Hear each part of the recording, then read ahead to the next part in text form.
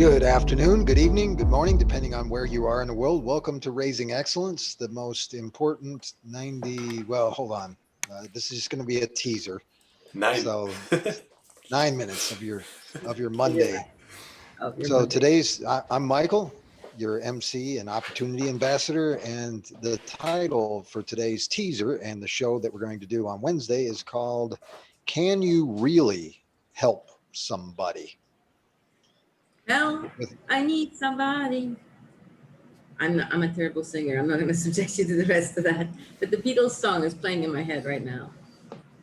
And that was Agnieszka, our psychosomatic illuminator. And she's one of the other hosts of the show. And also is Dennis, our freedom facilitator. Dennis. Blessings. Greetings, everybody. Glad to be here with you. So Help. this week we're going to be, we started off talking about the map of consciousness, but we really got into something a little bit more deeper in regard to kind of going through the level of consciousness and can we actually help people change their consciousness in I guess in like a short form version, right? Like if we find somebody in a particular state of mind, is it our responsibility to be our brother's keeper, or is it something else? Dennis, why don't you start? Yeah, it's a super interesting topic for me, and even personally, like helping others is something that I would consider to be a foundational motivation of mine. And I spent many years and I spent much of my lifetime doing things from that motivation. And so the question is like, am I really helping somebody else by doing A, B, C, whatever it is that I'm doing? Whether like I'm assisting somebody who just, let's say a little child who just scraped his knee, or whether I'm dedicating, a lifetime to assisting or supposedly helping others in, you know, getting somewhere better in their lives. So is it an illusion that we can actually help somebody else, or is it actually um, are we actually helping ourselves by thinking that we're helping others really? Because if the environment that we're working, that we're functioning in, is a reflection of our inside, of our inner being really, then by extension that means if I'm assisting, if I'm helping somebody else, then really and truly, um, beyond the perceived reality that we can touch and hear and see, then actually we are engaging with ourselves, with our true selves, with another expression of that divine being which is expressing itself through each and everyone around us. So yeah, and then we just got in a really interesting discussion about the, as you mentioned, Mike, the map of consciousness and the different levels where we can be, emotionally with our being, which is very interesting to become aware of that. So that certainly should be a part of the show on Wednesday, to identify where we are, to see what kind of stages and states there can be, and how can we shift them? How can we, you know, recognize our own state, and how can we transition, ideally to a higher state of being? And then by extension, is there are there possibilities that we can influence those around us and others, and how? Can we influence them by simply focusing on our own self and raising our own state, or do we actually have to do something? I don't know, give them sweets, give them hugs, and do whatever we do when we think we help others.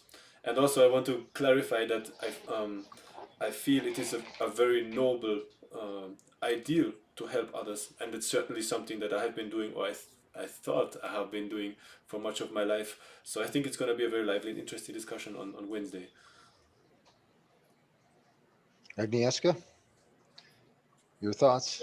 The whole idea about helping others came from studying the map of consciousness at the University of Reason last week, and really thinking about the different emotional states, right? Anger, resentment, despair, joy, hopefulness, and all of these feelings. And I, of course, as a psychosomatic therapist, as a coach, as friend, I always want to make sure that my friends have all the tools that they need in order to succeed on an emotional, physical, and whatever.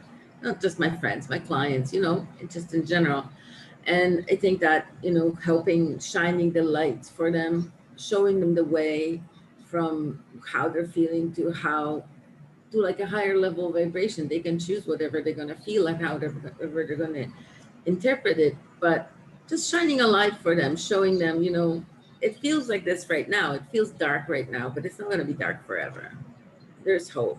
There are different ways you can think about it.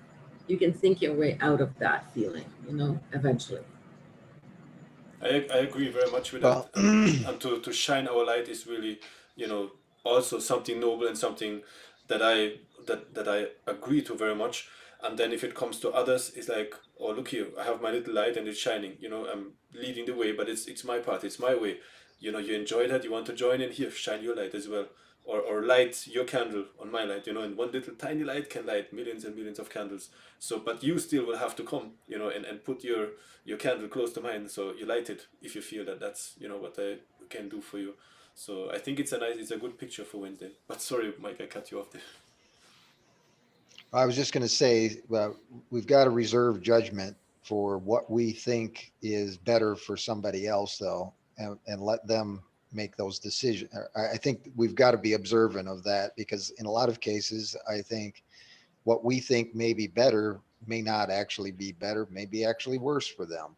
So, like if we suggest that like some people like spicy food, other people don't. And so if I said, "Oh man, have this, you're really going to love this," and they hate spicy food, well, then I might be actually taking them in the wrong direction.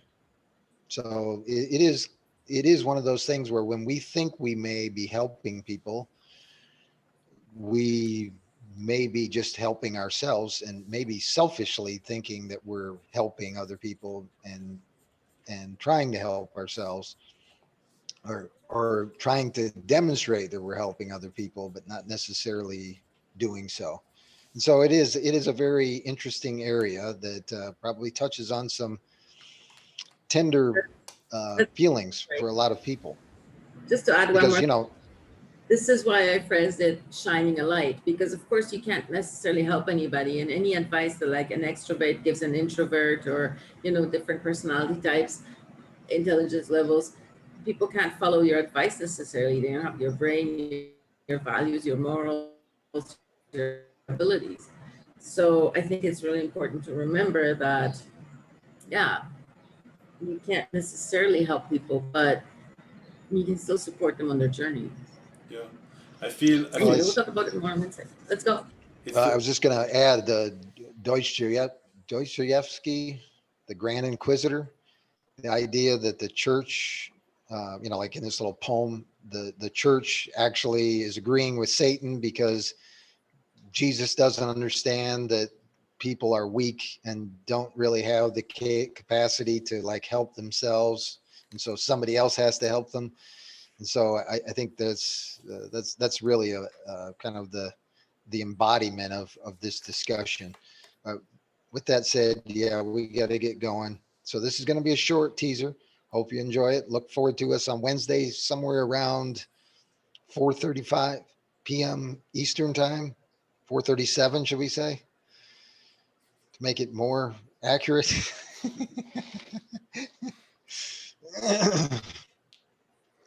But I hope to see you there. Look forward. Thank you for your time and attention. And we'll see you out the other end. yes. Or Bye see you on bye. Wednesday. Sorry.